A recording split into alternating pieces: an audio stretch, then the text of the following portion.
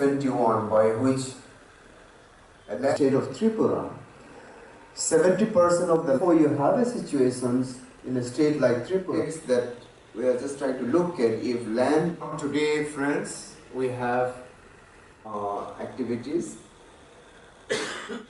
to communities, particularly anybody can own as much land you can buy it if you have the money. This presentation also will give lots of complimentary to have with us about 41 left corner. Let us give her the first opportunity to express herself on issues around land rights, especially in relation to the women among the Rongmei tribes. She will be sharing examples from Manipur and Nagaland and from her work. Akina, please. Or whatever, all our traditional thing comes from the land, from the environment, from everything. It was like that. But because of the evolution of the community and as well as for the modernity has come in, because of that, a lot of changes has come. And now we have landowner. Now we have landowner, which was never before. And who are the landowner? They are the men. They are the men of the community. And this is traditionally inherited. And when I say this, of course, with the Khasi, it's a little different, but with the rest of the Naga community and with my community, man is the landowner. Because of which our livelihood has to be changed. No longer small June cultivation or hunting, that is not sufficing anymore.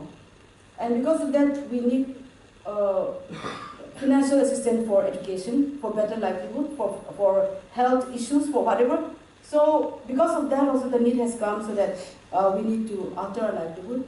So where women and their kind of work now it is changing. And another thing that another point that I want to emphasize again is that if we also have to, Northeast has to go along with the world, I think we have to discuss land ownership, putting in the back of our mind the Sustainable Development Goals.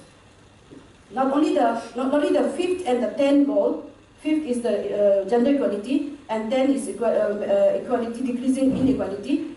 But not only that, but 17 SDG, we have to keep this in mind and go for the dialogue. And if we have to keep this SDG, 5 and the 10 or the whole 17 SDG in mind, then we cannot make this land tenure dialogue without making women inclusive in land ownership. So, and the fourth point, what I want to say is that another reason is that women are waking up now. We are no longer sleeping. My dear men, women are waking up now. We are no longer sleeping. So now we are rising up to say that, oh, it's my right to own a land. Why? Why? Because my identity and my security is threatened. Why? I say my identity and my security is threatened because without land, I have no identity. If people ask me, who are you? I will say, I am a daughter of Diluan village. That Diluan is there, that village name Diluan is there because the land is there. If there's no longer land, my identity is no more there. And when my identity is not there anymore, my security is not there anymore. Therefore, the need to include women in land right dialogue has come in. And why this security is being challenged? Why? Because land is shrinking. Why land is shrinking? Because land has been sold, land has been privatized, and on the privatized land, monocropping has started, mega dams, mega projects, those things our other panelists will be speaking, I won't be speaking on that. Mining. And another very big challenge is our Article 371A itself, where our customary law is well protected, where it is a very patriarchy kind of a law, which is well protected by our constitution, where we have no security in that as a woman. And where any kind of self-vested person can do according to their vested interests. And when I say when land is shrinking, and why this is a problem, when my land has been sold, example, I come from a place called Peren district, I am from Jaloke village, and when Jaloke village land has been sold, hundreds of acres, now our land is shrinking. And because of that, we are Jung cultivators, our women used to work in the common land. This common land has been privatized now, and on this privatized land, people have started planting rubber, teak, whatever. So now I have nowhere to go and fetch my wood. In the beginning, these owners, they say that you can, for 3 or 4 to 5 years, we can do Jung cultivation in my rubber field. But after 7 years, now all fencing has been done. Where will I go? So I migrate. I migrate to the place called Dimapur or Kohima and sell few products that comes from Assam or wherever. The landowner has been selling all the better places, so now about 20 to 30 only are staying now. So this is the plight of the Nagas, especially the women of our tribe, of our Rongmai and Zelengrong tribe, who are living in Peren district, who are protected by Article 371A. I don't know whether it is a protection or it is a security problem. Make us understand that we are also have to wake up. And this has to be in all sections, to children, to men. Even men also have to understand that land is not for them to do whatever they like to do. And study and documentation, more action research if could be done. Then in the village level itself, we can have a pilot village where we can do some research and make a kind of a model. And also, under the program that we are doing now, we've been working with women groups, and we've been working on this also. And when we are working on this for land ownership, when we talk to the village council, they refuse to say that women cannot own land. But when we talk about mapping land, and they said, we told them that irrespective of whatever, we would like to map your land in whatever your system, your customary system. And they said that our homestead is not permanent, so you cannot map the homestead, or you cannot map whatever other land, but you can map the time is up. Okay. And so you can map the privately owned land which can be sold. So ultimately, we were able to map about 86 maps according to their land tenure system. We have mapped that, and we have mapped accordingly so that if a person is married, then it can be transferred. If a person is still belong to the village, that he can still retain, or according to the village, whatever existing tenure system is there, we have mapped. And in that mapping, we found out that out of 72 households, we mapped 86 plots, and out of that 86 plots, we were able to map 27 plots for women with their name. So we think that it is a very good progress, and so we hope that we can do this kind of thing better in the days to come. Mostly autocratic and feudalistic institution of chieftainship that we still preserve. So there's a brief background. The book is scattered in Manipur, Nagaland, Assam, Tripura, Myanmar, and Bangladesh. And a little background: the Kuki society has not had any form of change in preservation of its unique indigenous system of administration. In terms of land, but the overall governance of the society, chieftainship is based on the authority structure. And the first is the subjective basis, which lies in the dogma of principation. And then the second, the legal rules of descent and inheritance. And then another basis is the objective basis, which is based on the basis of receiving customary tributes and dues from the or levies or dues from the members or the villages who residing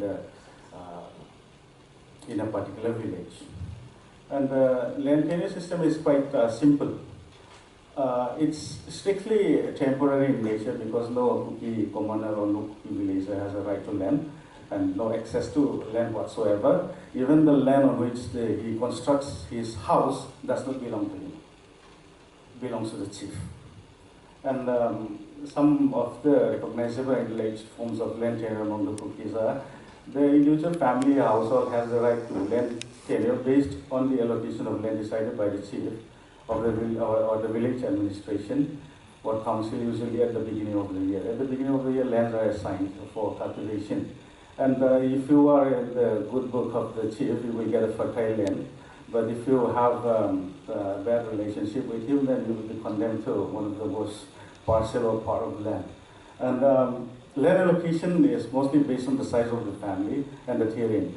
Sometimes it involves meticulous planning because usually more land and required is provided to the villages to cover for, this was in the traditional system, to cover for vulnerable families, like the widows, the infant, the aged, the elderly, and then persons in the village will make it's like act as a mechanism to have surplus or surplus in case of any calamities. It is also the moral obligation of a chief, worth his salt, to provide and fulfill the all-encompassing needs of the villagers who reside in his territory or his village. And traditionally and historically, there has never been a report or record of the chief who failed to provide or cater to the socio-economic and cultural needs of his subjects, which is quite contrary to the opposite of what the traditional functions and responsibilities and obligation of the chief has shifted and then become more of a liability, not an asset. Being feudalistic in nature, there was a kind of divine providence attached to it. However, if chiefs today claim that they have this position of being divinely elected or as the responsibility of divine providence, then it is also his divine duty and responsibility to provide adequate land and resources to his subjects. Commercialization and continual pressure and rape of resources impoverished a majority of the traditional chiefs. This is not an exaggeration, though I consciously put the term rape here, not to connote any negative or I don't mean to give a negative connotation, but reality is that if you go to Manipur, cookie areas totally dry. And then even trees, once they become 2-3 meters, they are being cut off for fire. There's no conservation whatsoever. And due to the emergence of no chief, the sanctity of the institution of chieftainship have lost its primary functions. Also, the new chief are mostly byproduct of schemes, government schemes like MG and REGS, and then the sarcastic job cards. We have job cards, but among the cookies we have job cards. Because the chief would manipulate the money through material costs and then would deduct some percentage of the daily wages of the villagers. And with that money, he will buy cars, he will construct buildings. That is why we don't have job cards, but we have job cards. As the villagers do not have anything to hold him back, because as I have mentioned, even the plot or the piece of land on which he constructs his house does not belong to him. There is nothing that holds him back. So it is quite easy. Pack your bags and then leave the village. It would take months and months or years of decision for somebody to live at his place of living, where the place where he was born. However, for the cookies, it can be an overnight decision. The next day, okay, chalo, let's move. Then the next day are gone, and then to the towns. And then this migration has put pressure on the land in town areas because agricultural paddy fields and lands have been converted into land for housing. And then this also creates a system of land holding where an elite or a rich person will buy a chunk of land, hold it for about 10 years, and then when the money doubles or triples, he will sell it. So it's become a kind of business. Different stories, which will be traditional, indigenous, and customary. So among indigenous community in Northeast, land is a culture, is an identity, and is a religion. And people and land cannot be separated. So that is one thing there. And one of the fact is that all these tribal villages in Northeast is independent setup. So one village from another is totally independent. They have their own administrative setup and totally independent country kind of thing. Then, yeah, we found that there are some customary practices where limitations are there, which evolves for the last 100 years, 200 years in that village. And because of that, all these customary practices in Northeast are quite diverse. Almost every village has different systems now. Because as it is independent village, when they settle, slowly evolves, and down the years, after 200 years, it becomes totally, or some little different systems already now. So when you really look into the system, almost every village has little different system of practices.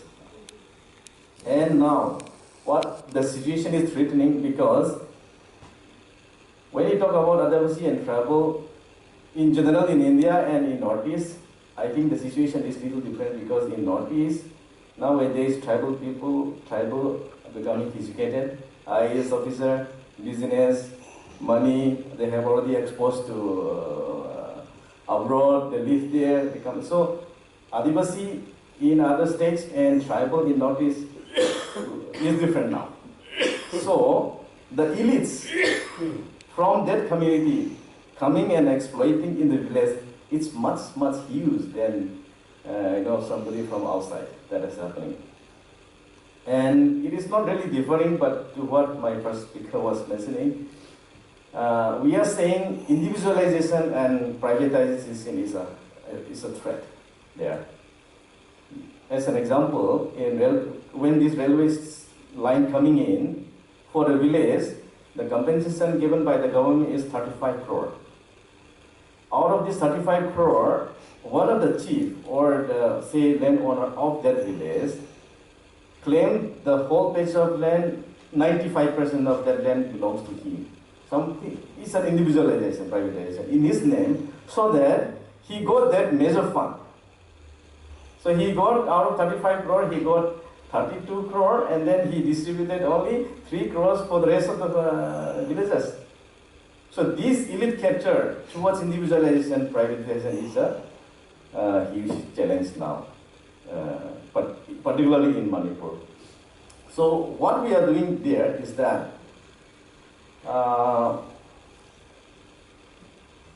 whether we can have some kind of system where these traditional systems are upheld, which are good.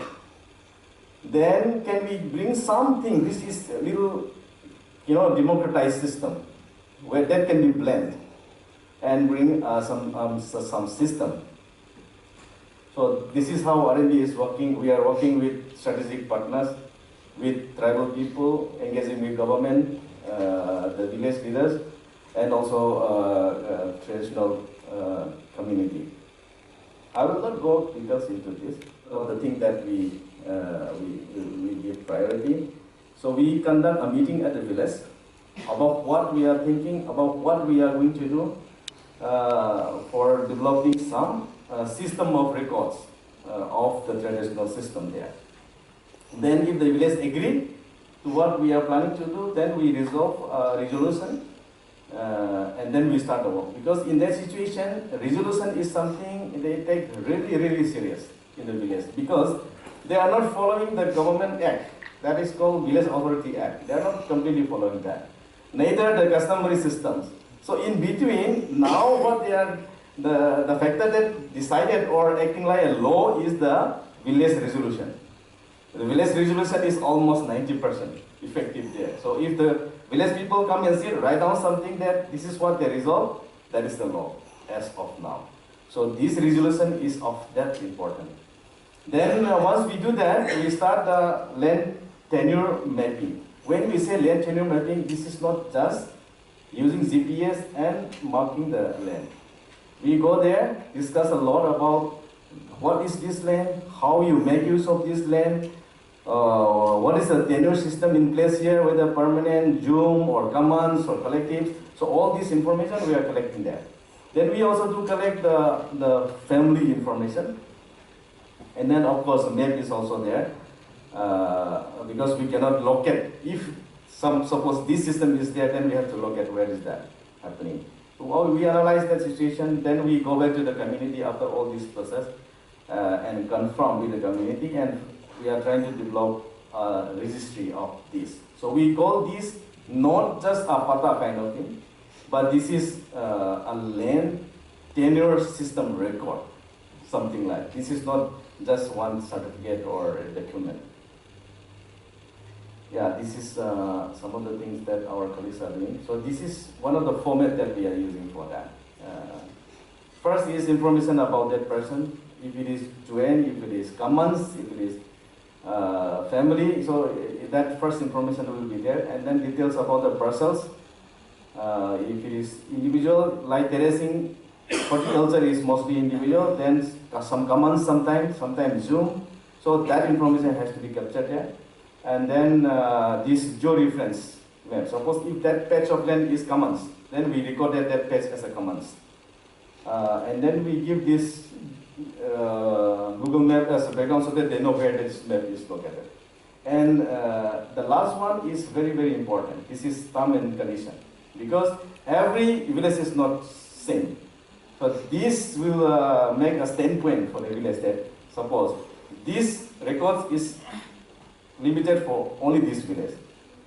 It is not, if it is beyond that, then they are not allowed. So that kind of decision has to be taken by the village. They call it village council. In other parts of India, Gram Sabha, this kind of Gram Sabha. So they will sit and say, okay, this certificate is only within our village.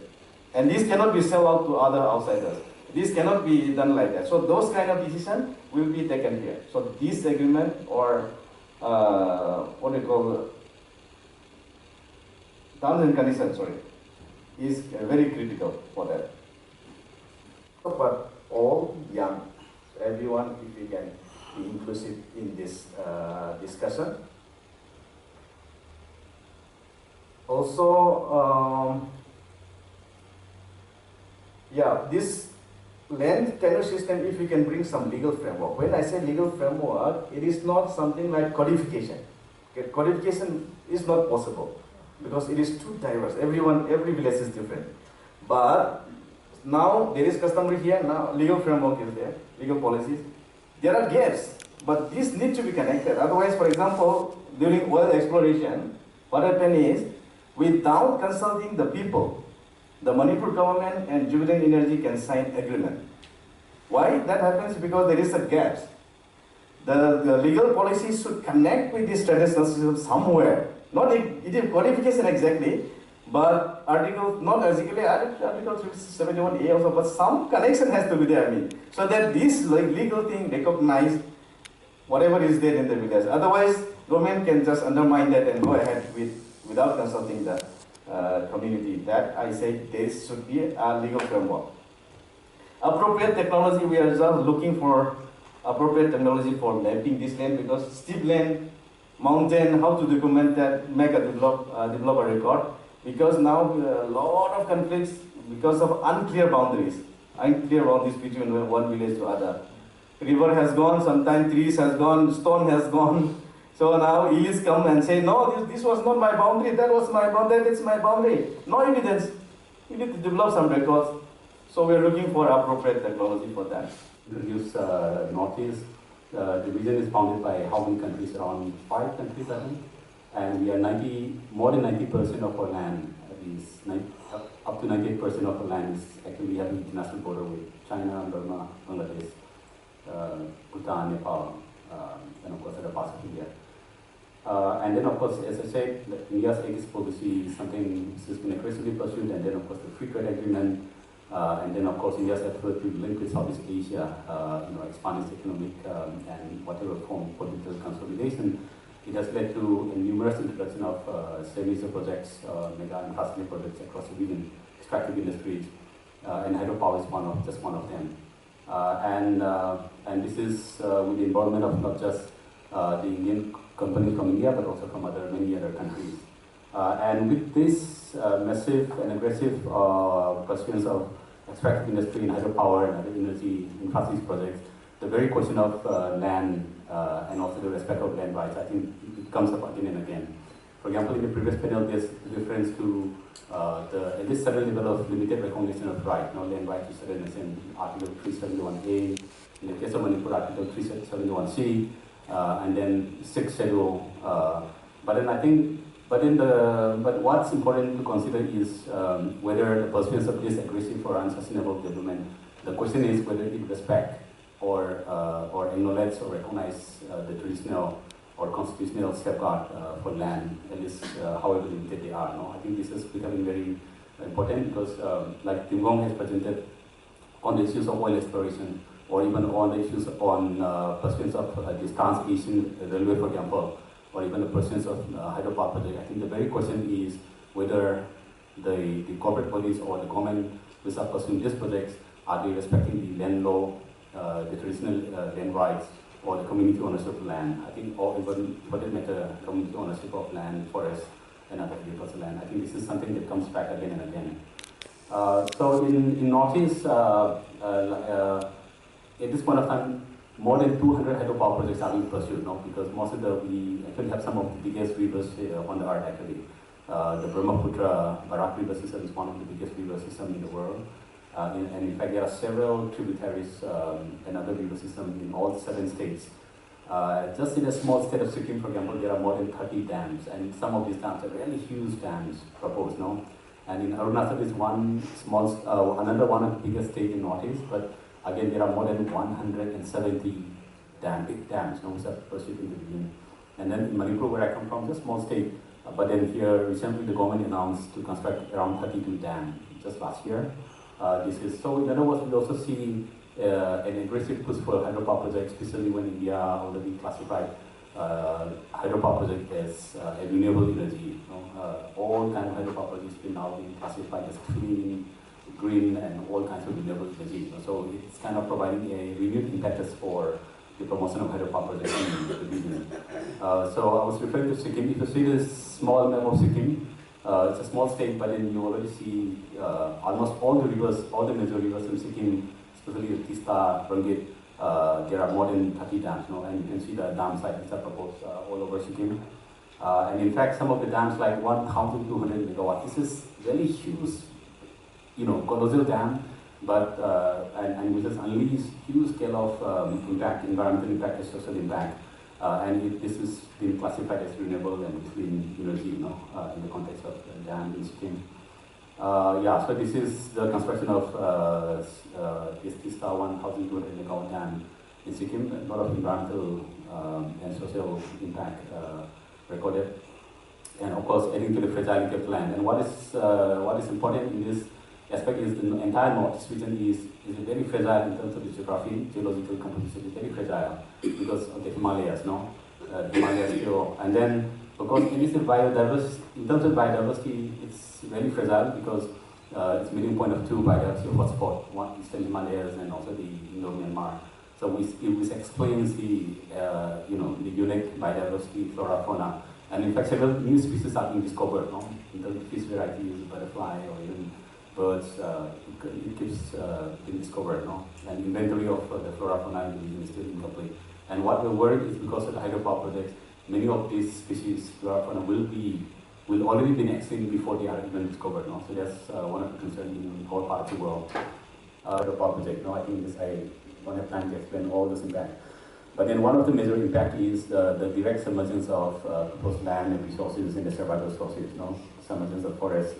And displacement is one of the biggest impact. So this Multipurpose dam is one of the most controversial dam in Manipur, which has already submerged more than 2,000 hectares of agricultural land and another 600 hectares of forest land. And it has displaced around villages from 6 villages and also partially affected another villages, around 10 villages whose agricultural land and forests are affected.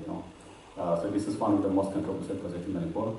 The Lokta project is again one of the biggest controversial projects. This has submerged around more than 50,000 acres of agricultural land and also wetland area. And this is one of the major projects in Manipur which has led to a lot of rethinking into the push for hydropower projects in Manipur, because the kind of promises the government and the National Hydroelectric Power Corporation promise to the people in how they remain unfulfilled, and also the kind of devastation of land, the kind of displacement it caused, and also the impact on the long-term impact on the wetland ecosystem itself, and how it undermines the food sovereignty of the people of Manipur, and also the unaccountability of the company which is responsible for the construction of dam. This has kicked up a lot of issues, not just in the social or environmental impact, but even in terms of land ownership, the community ownership land in Loktak wetlands. This is again something which the company and the government failed to recognize, and in fact, most of the communities which are affected by the Loktak project, they remain without any compensation and without any proper rehabilitation and resettlement. In terms of 1,000 people, and the dam remains failed even after wasting more than nearly 600-700 crores of Indian rupees now. So the wastage of public money is again another issue apart from the large impact. In Manipur, again, another very contentious dam which has provoked a lot of discussion and debate on the viability of dam is the Divine Dam. It's a 1,500 megawatt dam, and this will submerge more than 300 square kilometers of forest land, and another more than 1,000 hectares of agricultural land. And in terms of displacement, this is another project that will unleash huge scale of displacement in several districts of Manipur. And so and because of the previous experience of hydropower projects in Manipur, the land price violation, the environmental impact, people are saying no to this project. And as of now, the government is finding unable to build this project. And also partly because of the long-term colossal impact on the climate change, because even the government has finally acknowledged in 2013 that the Ministry of Environment Forests, they are compelled to acknowledge the fact that this project, once constructed, will unleash huge climate change impact because of the massive submergence of forests to the scale of 27,000 hectares of forest land, which is 300 square kilometers. So apart from the dams mentioned in Manipur, like in Assam and Arunachal, the Brahmaputra River itself, so the government is planning to build series of dams along the main Brahmaputra River or the Siang River in Arunachal Pradesh, and also its tributaries like Subansiri and then Lohit River and several other rivers. This is the Lohit River, and where the 1,750 megawatt Lower Dengwei Dam is planned.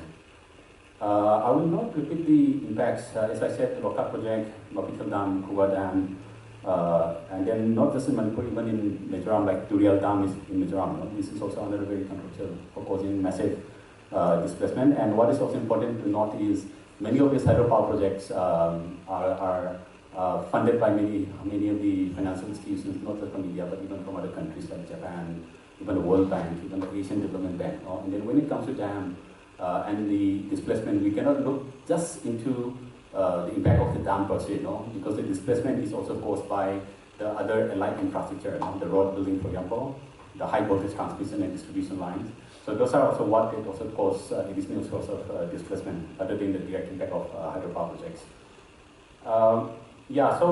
As I mentioned a little bit earlier, another important violation when it comes to displacement, what is also involved is a massive violation of the land rights itself. We talk about Article 371C in Manipur, where there is at least certain level of rights for the tribal and other indigenous community. But then, when it comes to dam building, in the case of Manipur, like Multipurpose Dam, there's a blatant violation of Article. They don't even consider Article 371C.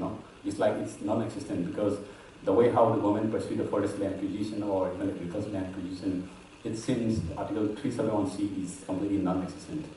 So I think this is a case. And then in the Sikkim, for example, in Sikkim, the protection is guaranteed under Article 371F. But then if you see the Jonggu is a protected reserve area for the Lepcha people. But then if you see the massive series of dam building in Sikkim, the land rights simply is not recognized there again, especially for the marginalized and even the primitive, they call it the primitive tribe. The Lepcha people are considered as one of the primitive tribes in here. But then the land is, if you see the massive tunneling works, massive construction dam, for example, pass through the land in territory. So there's a complete disregard of their land rights, not just in physical form, but even the cultural and the spiritual aspect of land, the relation of the Latach people to their land rights. I also want to discuss a little bit on this pursuance of the Forest Conservation Act. Yesterday, a couple of sessions they were discussing on the Forest Right Act 2006. Like in the case of Multipurpose Dam, there is a complete disregard of the Forest Right Act, for example. So which means taking the consent of traditional bodies, traditional authority, for example, this is completely disregarded in the case of Manipur. So in fact, in the case of Multipurpose Dam, the affected people are compelled to file a case with the National Green Tribunal and even with the Supreme Court, and a case to ongoing with the Supreme Court for the violation of Forest Right Act, because the traditional village authorities are not considered, their rights are not recognized. And this led to the next question of the application of other laws. When you talk about land rights in Northeast or even Manipur, I think it's also important that we consider the application of other laws, which has a direct impact on the land rights of the indigenous communities. So, for example, the Forest Conservation Act 1980. This is one of the blatantly used act when it comes to acquisition of forest land. Like you talk about the railway land acquisition or forest acquisition for railway work, or even oil exploration, or even for the dam. I think this kind of law is also applied. And commons and also individual lands, basically customer used individual lands, and should help them to develop their management plan, and also advocate the government on the community rights, and how best community can exercise their control over their social governance. So in Odisha, in the context is that community forest governance, so late 80s, there is a lot of community initiatives in forest protection and management. And basically there is a lot of forest degradation out there, and village communities have come up. They realize that they have to take initiative and to protect their own forest, basically commons, and they have to take care, protection and manage. And as a result of that, there is a large scale, it was become a movement, and that out of 58,000 villages in Odisha, you will find around 12,000 villages. So there is the community initiatives in forest protection and conservation, and they develop their own systems of management committee and all. Even they registered to government, because the government has a mechanism of joint management, state and community. They also registered to a lot of resistance to that also, because they say that we protected a degraded patches and we restored the things. Why there should be 50-50? It is totally our control should go over the resources. So that is the context, and now that has been continuing. And the Forest Right Act, there is a provision called the CFR rights. I think a lot of learning has been taken from the Odisha context when drafting this law. So that is the context I'm trying to present here. But the thing is that whenever any kind of community governance, the forest governance, land governance is there, so always should not be also romanticized as everything is goes well at community level. So there should be some mechanism to see how that they are doing. And that's why when we are working with community, and we have also helped more than 300 villages to file claims, and out of that 69 villages already got their rights over the community forest resource rights, and another 21 villages have already government of district administration already approved that. So that is the context, around 90 villages they got the rights, more than 300 villages. So this is the last chunks people are going to the legal rights of the resources. But a lot of times there is a question comes from forest department, other people, that whether the communities are doing this management, they have scientific evidences, they can show that they are doing well. So a lot of questions have come. So that's why some that the topic which basically developing criteria indicators. So that for forest land governance and community control, that's what we thought of. So why can't community can have some kind of there is a showing that their forest they will govern. The lot of result is there. So why can't you have a mechanism to that? It could be a voluntary guidelines, sort of monetary pressure kind of things. We can choose after our protection, our governance. This is forest. So that what has impacted community, how resources are being regenerated, and what are the impact. So that's why this idea came up, and I just put in for before this year. So maybe for further discussion. So that's it. I don't think it will be in the interest of the world. Forget about India. It's not even the interest of the world. We may finish entire humanity if we really come up with all those plans. I'm very sorry to say this because it is a profound view. I feel that we have no right to do that kind of devastation on the nature. Second part is the cookie community.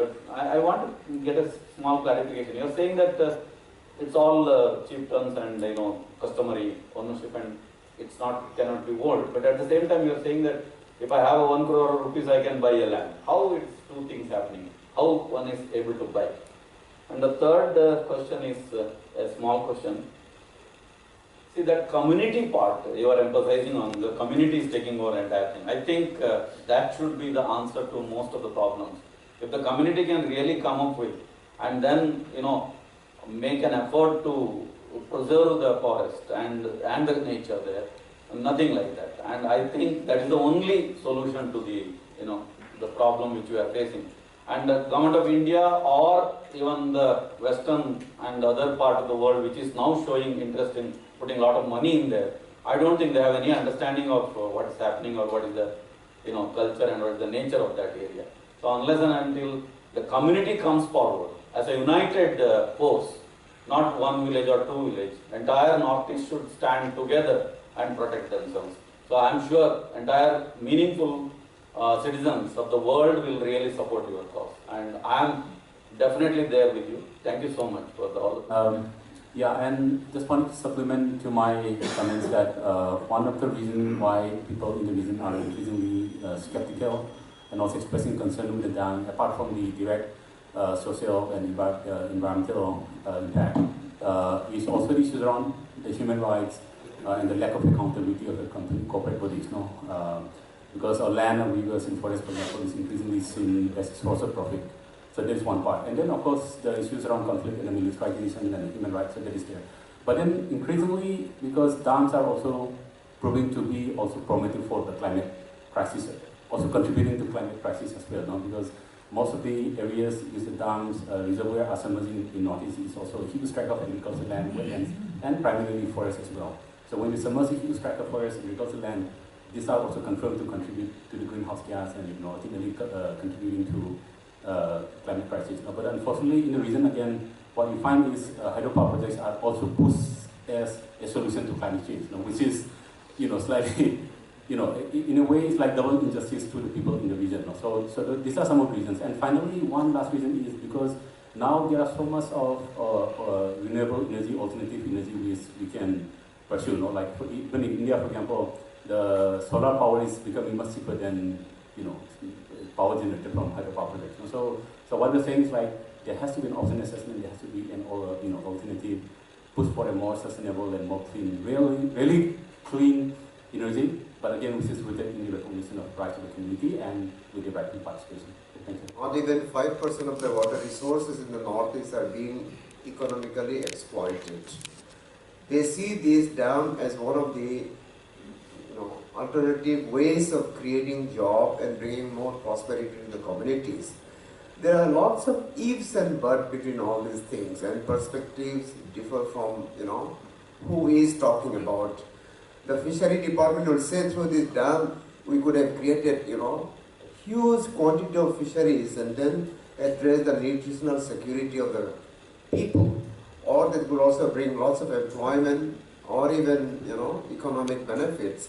Tourism says similarly, So there are lots of debate going on this. Yes, indeed, this is something that has to be debated from the perspective of the local people, the people of the Northeast. Can we afford so many dams in that part of the country, or should there be? I think this is something that will keep on going, and every one of us, from the academics to the people in the development sector to planners in the government and investor has to come together and to respond to this. Both in terms of yesterday's presentation talked about socio-ecological development of economy, and therefore I think this is something that needs to be coming up. On the cookie issues, can I request Mangcha to respond? Thank you so much for the question. It's a baffling one and a statement which kind of contradicts itself. However, it has to be understood that in the hill areas, of course, the right to land is reserved exclusively with the chiefs, and then there are some fringe areas like in the periphery of the settlement in towns where private ownership of agriculture and settled land exists. And then if I have the goodwill of the chief, and then if I have a plot, an agricultural land, I can ask him. I can ask him.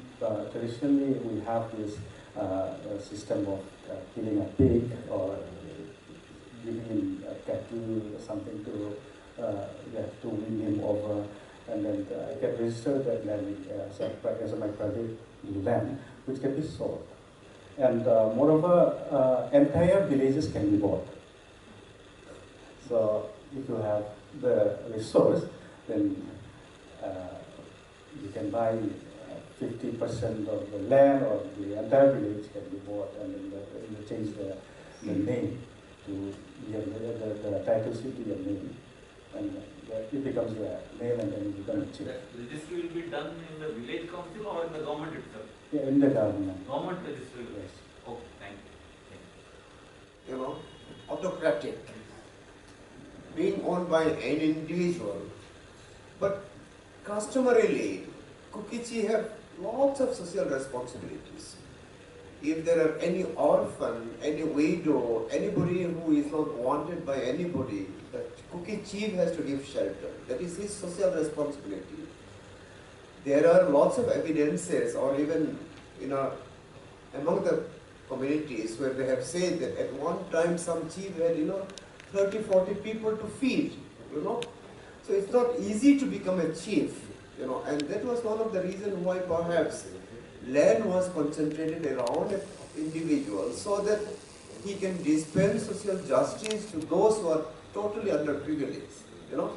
Today we don't see many of this scenario happening, and the autocratic nature of the land holding system is overshadowing the historical social responsibility of the chief, basically.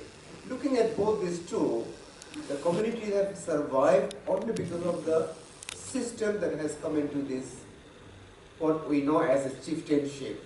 But I'm sure there will be lots of scholars studying on these issues. But having said that, in the context of today, indeed it is needed that the chief land ownership under the chiefship needs revisit to modernize it in the way that it is much more equitable in terms of access and developing much more permanent economic assets over that land. Customarily, you can only cultivate for 1 year. You are a tenant. But since things are changing, I think we need to, relook at these things. Would you like to respond on the community tenure system? Yeah, briefly, what RNG is trying to do is that we're trying to consult the elders, both Kuki, Mar, Rongmei, different groups in Manipur. What our chairman and colleagues were saying, what was the practice? Try to record that and try to revive little bit and add to that some democratization, if there are limits. So this is how we are trying to do, and we have some significant response to that. In Kuki village, Joljam in Churchanpur, now the chief is agreed to those responsibilities now, come back again. And there is some written records started again. Mr. Hongkomong is there, who is the NGOs working in that.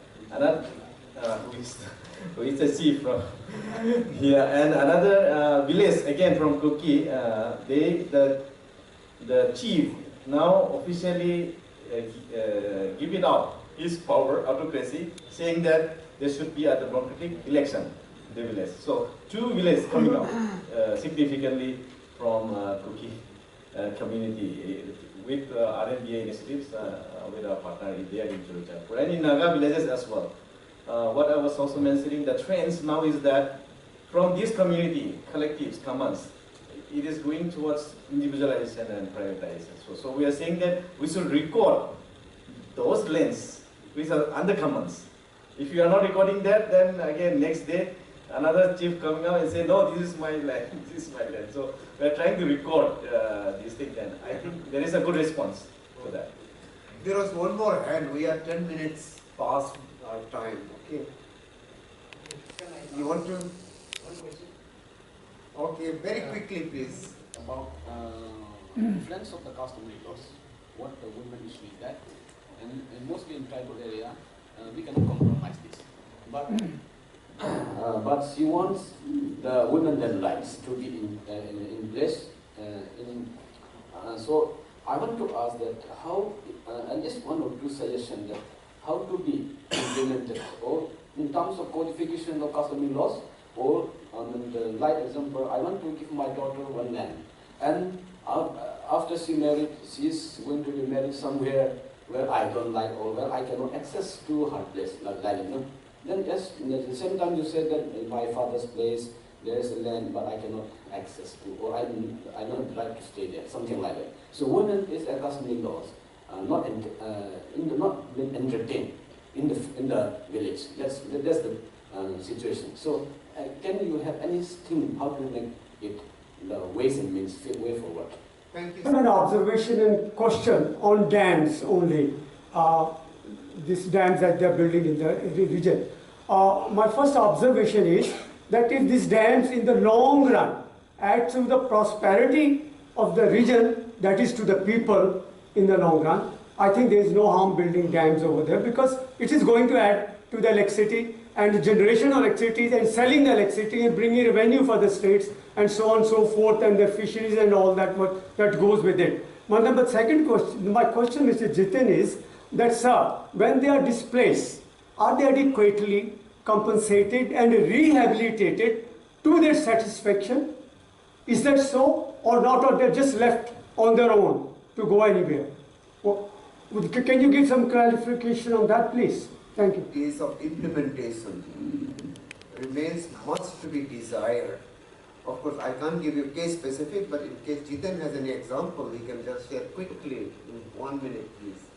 In Manipur, as I said, 3 main project, dam project, Maputil Dam, Loktak project, and Koga Dam. These are 3 major projects in Manipur, which the affected communities are not properly compensated and rehabilitated.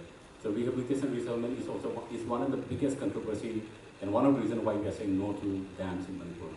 Because people lose the land, people lose the livelihood, people lose the survival, but then they are left to fend for themselves. No? And what happened to them?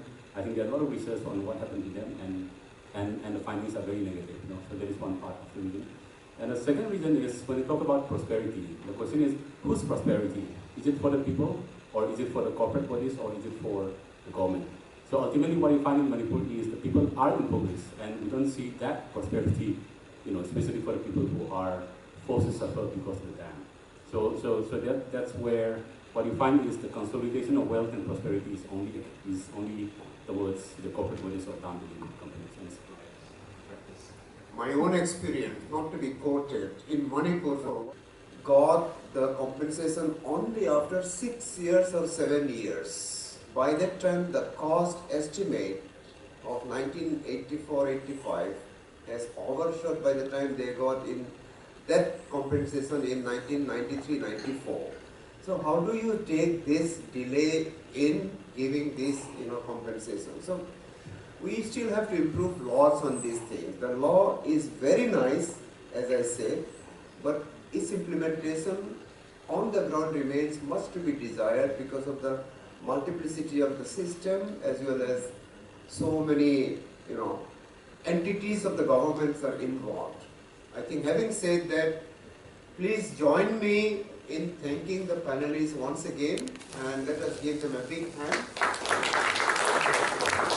Any one of you have any other thing, please engagements and more opinions, which is enriching this platform. To have with us about 41 partners.